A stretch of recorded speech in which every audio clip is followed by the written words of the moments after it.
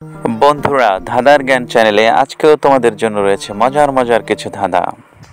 প্রতিদিনের মতো ধাঁধার উত্তর দেওয়ার পূর্বে তোমাদেরকে ক্লু দেওয়া হবে। তোমরা উত্তর বলতে পারলে ভালো, আর না বলতে পারলে আমি তোমাদেরকে বলে দেব।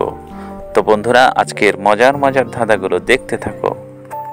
আজকে তোমাদের জন্য প্রথম ধাঁধা, পরিষ্কার হলে কালো এবং নোংরা হলে সাদা কি? তোমাদের জন্য ক্লু, এটি শিক্ষা প্রতিষ্ঠানে ব্যবহার করা হয়। ছাত্র এবং শিক্ষক উভয়ই এটি ব্যবহার করে থাকে।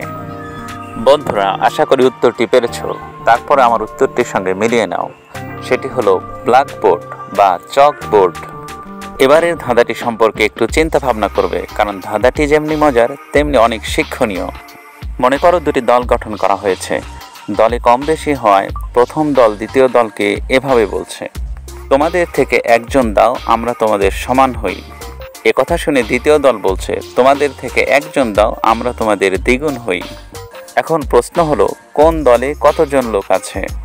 তোমাদের জন্য ক্লু, দুটি দলে লোক সংখ্যার যোগফল 12 এর বেশি হবে না এবং দলের লোক সংখ্যার ব্যবধান 2 জন। বন্ধুরা, উত্তরটি পেরেছ কি? না পারলে মিলিয়ে নাও, আমি বলে দিচ্ছি। প্রথম দলে আছে 5 জন এবং দ্বিতীয় দলে আছে 7 জন। এই 7 5 12 জন। এখন প্রথম দলে যদি দ্বিতীয় দল থেকে একজন দেওয়া হয়, তাহলে উভয় দলে হয় 6 6 12 জন, অর্থাৎ উভয় দলে সমান সংখ্যক লোক হয়। আর প্রথম দল থেকে যদি একজন দ্বিতীয় দলে দেওয়া হয়, তাহলে প্রথম দলে হয় 4 জন আর দ্বিতীয় দলে হয় 8 জন। এই 8 4 12 জন।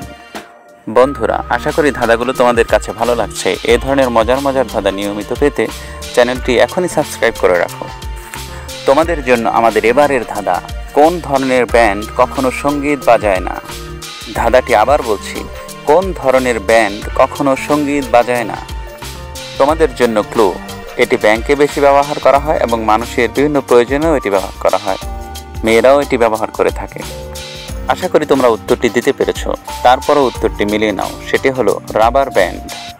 তোমাদের জন্য আমাদের এবারের ধাঁধা, কোন মাসে মানুষ সবচেয়ে কম ঘুমায়? তোমাদের জন্য ক্লু, এটি বাংলা নয়, ইংরেজি মাসের মধ্যেই রয়েছে। এই সহজ ধাঁধাটির উত্তর আশা করি তোমরা পেরেছ। সেটি হলো ফেব্রুয়ারি মাস, কারণ ফেব্রুয়ারি মাস অন্যান্য মাসের চেয়ে ছোট। লিপ ইয়ার ব্যতীত এই মাস 28 দিনে। এবারেও তোমাদের জন্য রয়েছে মজার একটি ধাঁধা। ধাঁধাটি হলো, 6 জন মহিলা একটি ছোট ছাতার নিচে যাচ্ছিল, কিন্তু তাদের কেউই ভেজেনি। প্রশ্ন হলো, এটা কিভাবে সম্ভব?